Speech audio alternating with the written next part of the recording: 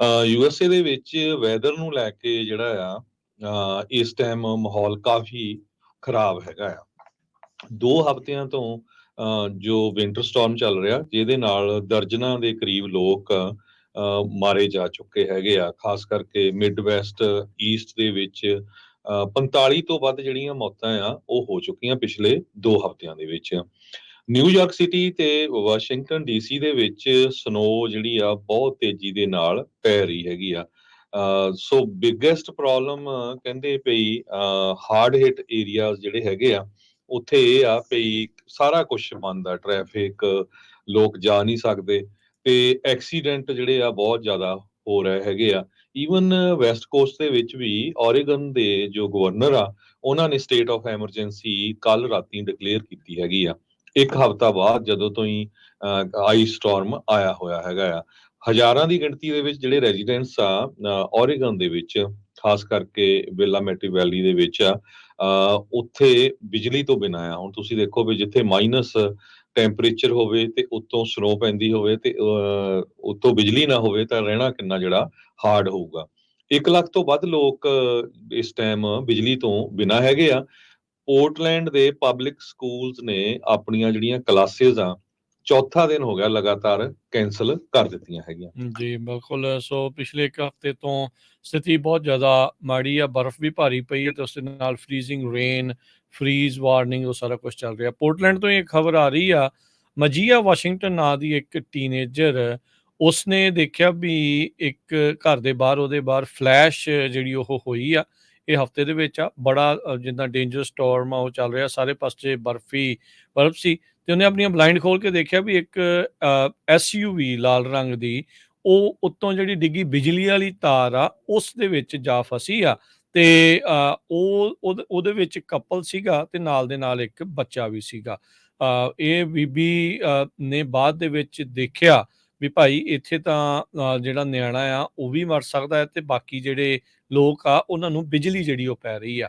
ਜਦੋਂ 3 ਲੋਕਾਂ ਨੂੰ ਬਿਜਲੀ ਪੈ ਰਹੀ ਸੀ, ਇਸ ਨੇ ਭੱਜ ਕੇ, ਜੋ ਕਿ ਆਪ ਇਹ ਗਰਭਵਤੀ ਸੀ 6 ਮਹੀਨਿਆਂ ਦੀ, ਉਸ ਨੇ ਬੱਚੇ ਤੱਕ ਪਹੁੰਚ ਕੇ ਉਸ ਨੂੰ ਜਿਹੜਾ ਉੱਥੋਂ ਕੱਢ ਲਿਆ। ਕਹਿੰਦੇ ਵੀ ਅੱਜ ਬੱਚਾ ਇਸੇ ਲਈ ਹੀ ਜੀਵਤ ਹੈਗਾ ਆ ਵੀ ਇਸ ਟੀਨਏਜਰ ਵਾਸ਼ਿੰਗਟਨ ਨਾਂ ਦੀ ਨੇ, ਜਿਸ ਦੀ ਉਮਰ ਆਪ 18 ਸਾਲ ਆ, ਉਸ ਨੂੰ ਉੱਥੋਂ ਕੱਢਣ ਦੇ ਵਿੱਚ ਮਦਦ ਜਿਹੜੀ ਉਹ ਕੀਤੀ ਆ। ਉਸਨੇ ਡਿਸਪੈਚਰ ਦੇ ਨਾਲ ਦੇ ਨਾਲ 911 ਕਾਲ ਜਿਹੜੀ ਆ ਉਹ ਕੀਤੀ ਸੀਗੀ ਤੇ 3 ਜਾਣਿਆਂ ਨੂੰ ਉਸ ਟਾਈਮ ਬਿਜਲੀ ਪੈ ਰਹੀ ਸੀ ਕਿਉਂਕਿ ਉੱਤੋਂ ਤਾਰ ਡਿੱਗ ਕੇ ਉਹਨਾਂ ਦੀ ਗੱਡੀ ਦੇ ਉੱਤੇ ਜਿਹੜੀ ਉਹ ਪੈ ਗਈ ਸੀਗੀ। ਸੋ ਬਾਅਦ ਦੇ ਵਿੱਚ ਪੋਰਟਲੈਂਡ ਦੇ ਜਿਹੜੇ ਫਾਇਰ ਤੇ ਰੈਸਕਿਊ ਵਾਲੇ ਜਿਹੜੇ ਆ, ਉਹਨਾਂ ਨੇ ਕਿਹਾ ਵੀ ਭਾਈ ਜੇ ਇਹ ਬੀਬੀ ਨੇ ਅੱਜ ਇੱਦਾਂ ਬਹਾਦਰੀ ਨਾ ਦਿਖਾਈ ਹੁੰਦੀ ਉਸ ਟਾਈਮ ਦੇ ਉੱਤੇ ਲਾਗੇ ਜਾ ਕੇ, ਤਾਂ ਬੱਚੇ ਨੇ ਵੀ ਇਲੈਕਟ੍ਰੋਕਿਊਟ ਹੋ ਜਾਣਾ ਸੀ।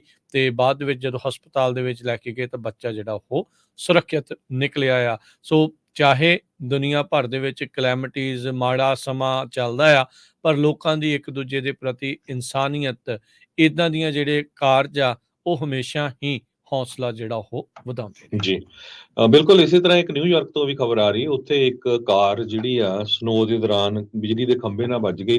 ਉੱਥੇ ਜਦੋਂ ਉਹ ਤਾਰ ਦੇ ਨਾਲ ਟੱਚ ਕਰ ਗਈ ਤੇ ਇੱਕ ਹੋਰ ਬੰਦਾ ਉਹਨਾਂ ਨੂੰ ਜਿਹੜਾ ਭੱਜ ਕੇ ਬਚਾਉਣ ਗਿਆ ਤੇ ਉਸ ਦੀ ਵੀ ਵਿਚਾਰੇ ਦੀ ਉੱਥੇ ਮੌਤ ਹੋ ਗਈ। 3 ਜਣਿਆਂ ਦੀ ਜਿਹੜੀ ਆ ਮੌਤ ਹੋਈ ਹੈਗੀ ਆ। ਆਈਸ ਦੀ ਜਿਹੜੀ ਪ੍ਰੋਬਲਮ ਆ ਉਹ ਸਾਊਥ ਦੇ ਵਿੱਚ ਵੀ ਬਹੁਤ ਆ, ਕਹਿੰਦੇ ਫਰੀਜ਼ਿੰਗ ਰੇਨ ਹੋ ਰਹੀ ਆ। 9 ਇੰਚਜ਼ ਤੱਕ ਸਨੋਫਾਲ ਹੋਈ ਆ ਨੈਸ਼ਵੈਲ ਦੇ ਵਿੱਚ।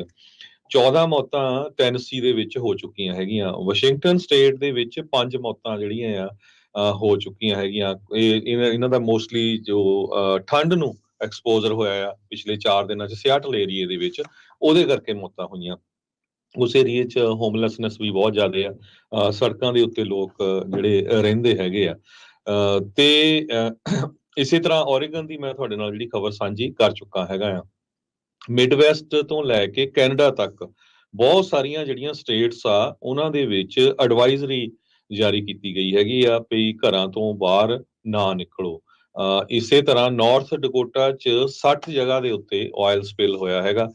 ਐਨਵਾਇਰਮੈਂਟਲ ਇੰਸੀਡੈਂਟਸ ਹੋਈਆਂ ਕਿਉਂਕਿ -70 ਡਿਗਰੀ ਤੱਕ ਜਿਹੜਾ ਟੈਂਪਰੇਚਰ ਗਿਆ ਹੈਗਾ ਤੇ ਉਹਦੇ ਨਾਲ ਕਈ ਜਿਹੜਾ ਇਕਵਿਪਮੈਂਟ ਤੇ ਜਿਹੜੇ ਉਹ ਰੈਗੂਲੇਟਰਸ ਆ ਉਹ ਫੇਲ ਹੋ ਗਏ, ਜਿਹਦੇ ਨਾਲ ਇਹ ਸਪਿਲ ਹੋਇਆ ਹੈਗਾ ਆ। ਲੇਕ ਐਨਹਾਂਸਡ ਸਨੋ ਫਾਈਨਲੀ ਕਹਿੰਦੇ ਵੀ ਬਫਲੋ ਨਿਊਯਾਰਕ ਦੇ ਵਿੱਚ ਮੂਵ ਹੋਈ ਹੈਗੀ ਆ। ਸੋ ਕਾਫੀ ਜਿਹੜੀ ਸਿਚੁਏਸ਼ਨ ਆ ਈਸਟ ਕੋਸਟ 'ਚ, ਮਿਡ ਵੈਸਟ 'ਚ, ਈਵਨ ਵੈਸਟ ਕੋਸਟ, ਓਰੀਗਨ, ਵਾਸ਼ਿੰਗਟਨ ਦੇ ਵਿੱਚ ਇਸ ਟਾਈਮ ਸਨੋ ਨੂੰ ਲੈ ਕੇ, ਠੰਡ ਨੂੰ ਲੈ ਕੇ USA ਦੇ ਵਿੱਚ ਬਣੀ ਹੋਈ ਹੈਗੀ। ਜੀ 30 ਸੂਬਿਆਂ ਦੇ ਵਿੱਚ 80 ਮਿਲੀਅਨ ਅਮਰੀਕਨਸ ਇਸ ਟਾਈਮ ਵੱਖ-ਵੱਖ ਵੈਦਰ ਅਲਰਟਸ, ਜਿਨ੍ਹਾਂ ਵਿੱਚ ਠੰਡ ਦੇ ਤੇ ਸਨੋਈ ਵੈਦਰ ਦੇ ਅਲਰਟਸ ਅੰਡਰ ਜਿਹੜੇ ਉਹ ਚੱਲ ਰਹੇ ਆ। ਹੁਣ ਤੱਕ ਪੂਰੇ ਅਮਰੀਕਾ ਦੇ ਵਿੱਚ ਆਰਟਿਕ ਬਲਾਸਟ ਦੇ ਕਰਕੇ 41 ਜਾਣਿਆਂ ਦੀ ਮੌਤ ਹੋ ਚੁੱਕੀ ਆ। ਕੱਲ ਵੀ ਆਪਾਂ ਸ਼ੇਅਰ ਕੀਤਾ ਸੀ, ਟੈਨੇਸੀ ਦੇ ਡਿਪਾਰਟਮੈਂਟ ਆਫ ਹੈਲਥ ਨੇ ਕਨਫਰਮ ਕੀਤਾ ਆ 14 ਮੌਤਾਂ ਤਾਂ ਇਕੱਲੇ ਟੈਨੇਸੀ ਦੇ ਵਿੱਚ ਹੀ ਹੋ ਚੁੱਕੀਆਂ ਨੇ। ਸੋ ਚਾਹੇ ਮਿਡ ਵੈਸਟ ਆ, ਗ੍ਰੇਟ ਲੇਕਸ ਦਾ ਰੀਜਨ ਆ, ਇਹ ਸਾਰੇ ਥਾਵਾਂ ਦੇ ਉੱਤੇ ਸਨੋ ਹੀ snow, freezing rain, Arctic blast ਜਿਹੜੀ ਇਸ ਟਾਈਮ ਚੱਲ ਰਹੀ ਹੈ। ਸ਼ਿਕਾਗੋ ਤੋਂ ਸਿਨਸਿਨਾਟੀ ਤੱਕ ਜਿਹੜੀ ਸਨੋ ਆ ਉਹ ਪੈ ਰਹੀ ਆ।